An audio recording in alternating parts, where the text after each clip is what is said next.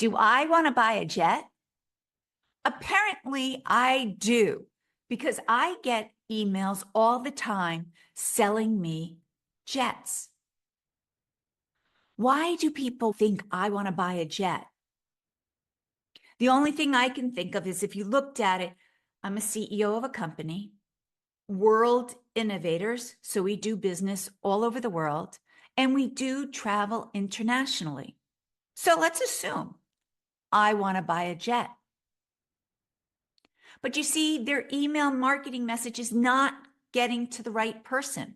I don't want to buy a jet. They should have looked at the demographics and then they should have gone a little bit further to see what type of magazines do I read? Am I reading Flying Bag Magazine or Business Traveler News or Airplane International? No, I'm not. If I was interested in buying a jet, I would subscribe to one of those magazines, but I don't. Today on the B2B Marketing Excellence podcast, I'm going to give you 6 steps on how you can avoid this costly mistake of marketing to people who are not interested in buying your product. Email marketing, when it's done right, has a return on investment of $36 to every dollar you spend. And this is why you have to do it accurately.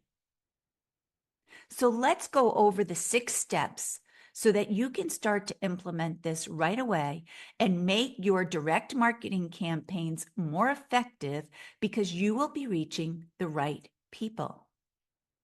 The first step is you've got to sit down and look at your in-house list, your customer database, your prospect database. Look at it and clean it up.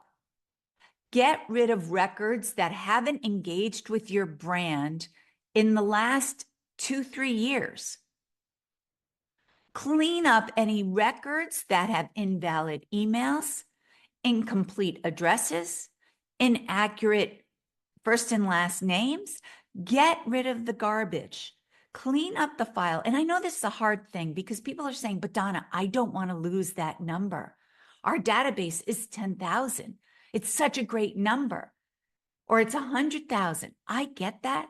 But if these people aren't engaged with your brand, it's not doing you any good. If anything, it's making your life more complicated because when you go in and you clean up the database, now you're working with that group of clean data that you can start to analyze. That is step 2, analyzing your database. You want to start to analyze your database to figure out who actually buys from you. You know the statistic, 80% of your sales comes from 20% of your list. You need to look deeply into your database and look at that 20% and try to find out everything you possibly can about them. What this does is this going to help you start to put together a picture of that individual so that you know where to reach them, but also you'll be able to talk directly to them. And when we do that, that's when we can start to form the relationships. Third step, you've got that 20%. Now look, what are some common demographics? Is it location? Is it title? Is it industry? Is it size? Look at it and see where the commonalities are. Now you'll start to realize where you need to target when it comes to demographics. That's what they must have done with me. They looked at demographics. They just say, CEO, World Innovators, worldwide company, would like to buy a jet. Step 4 is what they were missing. And this is where I want to help you, is you've got to look at behavioral insights. Look at what events are they going to? What magazines do they read? What industry trends do they follow? If that database for jet buyers had done that, they would have seen that I don't go to trade shows where jets are displayed or people are trying to sell jets.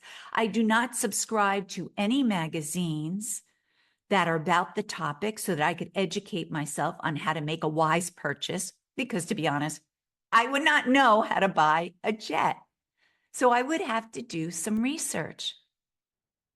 This is where I talk to people a lot about using industry specific magazines. I tell them it can save you 5 steps in that whole process of really trying to convert your prospects into customers. The reason why is the publishers have already done a lot of the work. They have done the vetting to know that, hey, Donna Peterson is interested in buying a jet. This is why you need to look at industry specific magazines, because this behavioral information will give you a wealth of knowledge of, one, the correct people to go after, but how to talk to them, because you'll know what's important to them. Step 5, you have to evaluate the relationship dynamic. Now you might be thinking to me, what does she mean by that? We all resonate with certain people in a certain way. Not everybody wants to work with me. I know that. But there might be a specific group of people. Maybe it might be just women, or maybe it's anyone who's in the 40 to 50, 60 age range. Whatever it is with you, you really have to sit back and scrutinize your list to say, hey, these are the type of salespeople that like to work with me.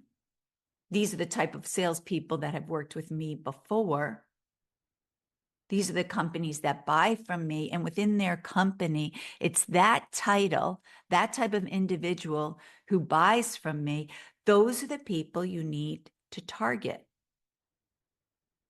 Recently, I was speaking to an older gentleman who had a wealth of knowledge and experience in regards to podcast production. And what I was trying to explain to him is, as he's telling me the knowledge and how he does this, I said, there's a certain demographic of individual that would want to work with you. Right now, we have tons of people coming out of school who are producing podcasts and videos, and they don't really need this person's expertise, even though he brings years of knowledge. This younger generation would not be interested in what he has to offer. And I mentioned to him, I said, you need to look at a higher age group.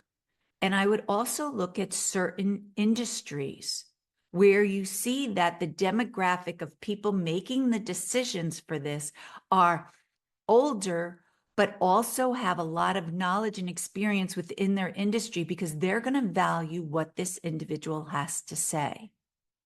So take the time and evaluate what type of relationship dynamic do you have with the people you sell to. The 6th and final step, and this one we hear all the time, you've got to align your sales and your marketing so that the two groups, two departments share, they give the feedback on what they're seeing. What to do, why you do this is because you gather the insight from the sales team about what are your customers' objectives, what are their preferences, what are their buying triggers. Then you match these with the marketing data that you have and you fill in the gaps.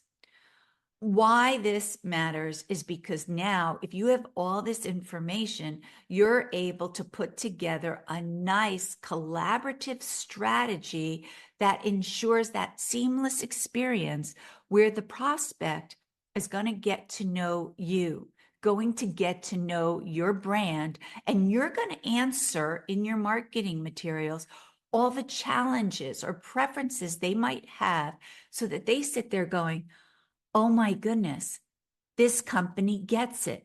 This company has the knowledge of what I need, and what they're offering can solve it. That's what we're all looking for. We're all short on time. We want to work with companies that can help us solve our problems and reach our goals faster. And your marketing materials have to speak like that, but you've got to be reaching the right people and you've got to be giving them the right messaging so that they will want to work with you. If you start to utilize these 6 steps, I know for a fact you will definitely see an increase in your response rates because you will be reaching those people most interested in what you have. If you would like more information on this, please go to the World Innovators YouTube channels. We are constantly posting new videos. Also, subscribe to the B2B Marketing Excellence podcast, where every episode now, I'm going to give you actionable steps to implement. And then also, I will, in the comments below, I will put a target audience worksheet that you can use. You don't have to give me any information. It's just for you there to start to think about some information about your audience so that you can put together that clear picture. Thanks for listening to the World Innovators B2B Marketing Excellence podcast. If you'd like to be updated when new episodes come out, don't forget to subscribe. Also, check out our social media accounts to stay up to date on B2B marketing trends.